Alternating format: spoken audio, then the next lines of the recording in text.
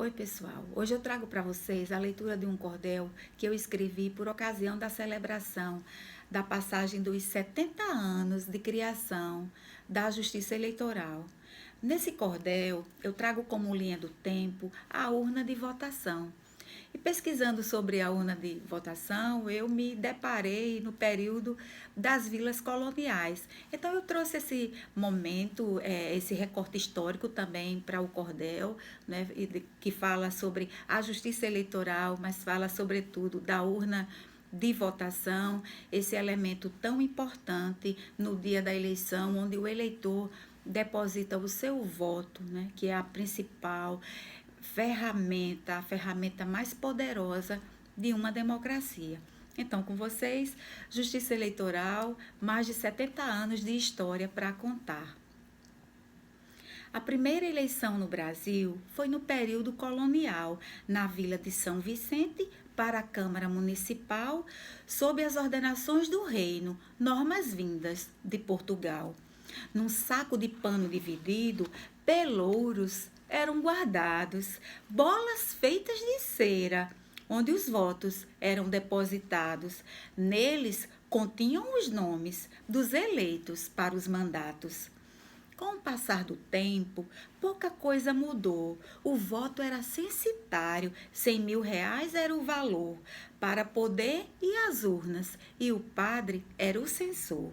No reino de Dom Pedro, expediram as instruções, a primeira lei brasileira para regular eleições. Não tinha partido político, sendo indireta a votação. E no Brasil Império, o voto era depositado numa urna de madeira, era o modelo utilizado. Tinha 3 fechaduras para o sigilo ser guardado. Dom Pedro promulgou, com muito refinamento, a lei que determinava e obrigatoriamente a inscrição de eleitores e surgia o alistamento. Lei Saraiva, ou do censo, marcou a história do país. Trouxe as eleições diretas, primeira vez no Brasil. O analfabeto podia votar. Alistado, a lei exigiu. Proclamada a República, veio nova legislação, qualificando os eleitores e marcou uma eleição, a do Congresso Nacional, para a primeira Constituição. E a urna de madeira ainda era utilizada, tinha abertura superior para a cédula ser depositada com uma fechadura e a chave bem guardada. Na Primeira República, leis foram promulgadas, justiça eleitoral não havia, fraude na eleição dominava, voto de cabresto e o povo tinha vontade manipulada. Aqui faço um registro que o mundo quis propagar, o pioneirismo feminino da mulher potiguar, que da América Latina a história veio marcar. Foi Celina Guimarães, a primeira eleitora, Joana Bessa eleita, a primeira vereadora, Alzira Soriano, a prefeita, uma história precursora. A chamada Era Vargas trouxe grande inovação. O Código Eleitoral Brasileiro, o sigilo na votação, os partidos políticos e proporcionalidade na representação. Mas um grande feito foi trazer a criação da Justiça Eleitoral e a sua composição, um Tribunal Superior Eleitoral, um regional em cada capital e o juiz eleitoral no interiorzão. No período da República, não houve modificação. Continuava de madeira a urna usada na votação, ficando esse modelo até a redemocratização. O golpe do Estado Novo, numa determinação dos órgãos da Justiça, a eleitoral faz exclusão. Casas legislativas foram dissolvidas e estados sofreram intervenção. Mas fim do período golpista, inicia a redemocratização. A Justiça Eleitoral retorna não só para cuidar da eleição, mas da importância do voto e servidores fazer a requisição. O segundo Código Eleitoral trouxe muita alteração. O voto secreto assegurado numa cabina de votação, autenticidade da sobrecarta na urna e sem violação.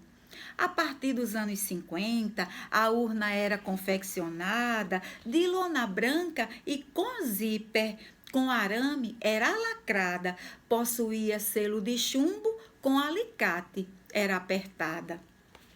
E o código instituía folha individual de votação.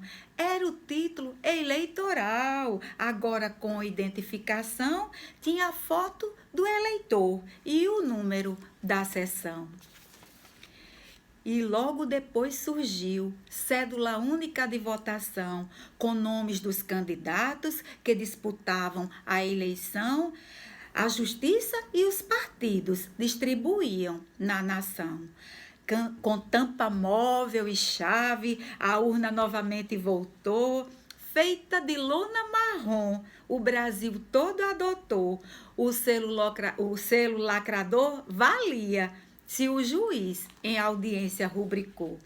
A emenda constitucional, nos anos 60, implantou o sistema parlamentarista, mas pouco tempo durou, pois o povo, num plebiscito, o presidencialismo optou.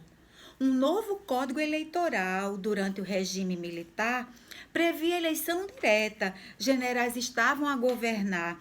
Através de atos institucionais, passaram também a legislar.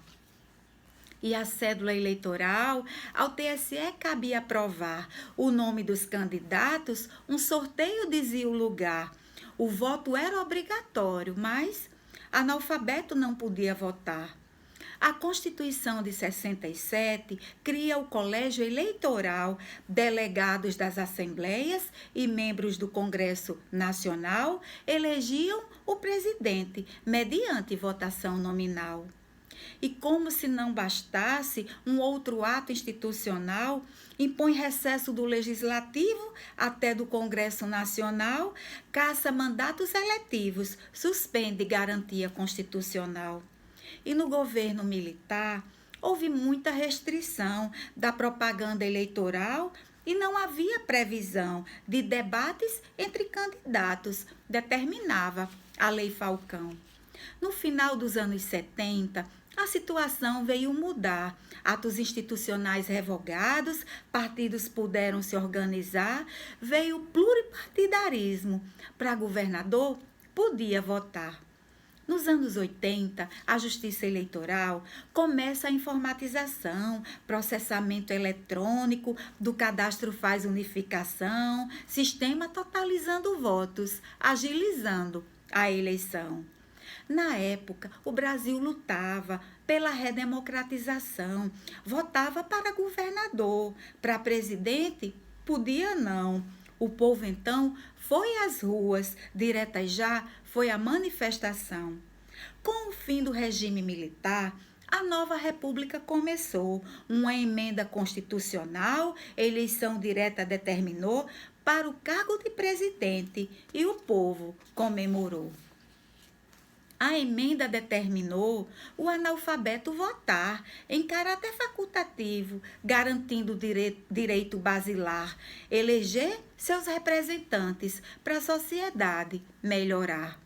A Constituição de 88, plebiscito, mandou realizar para que o povo escolhesse a forma e sistema de governar, foi decidido pela República e o presidencialismo continuar. Após 29 anos sem presidente escolher, o eleitor volta às urnas na eleição direta eleger o presidente da República e a democracia vê renascer. Na década de 90, em plena informatização, a Justiça Eleitoral brasileira, numa grande inovação, utiliza de forma pioneira a urna eletrônica de votação.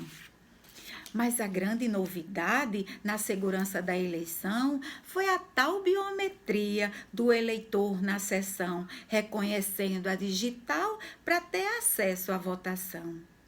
Por causa da pandemia, a digital não vai usar. O eleitor leve a caneta para o caderno assinar. Não esqueça o documento com a foto para se identificar. Dia 15 de novembro será o dia da votação, mas das 8 às 10, cedinho.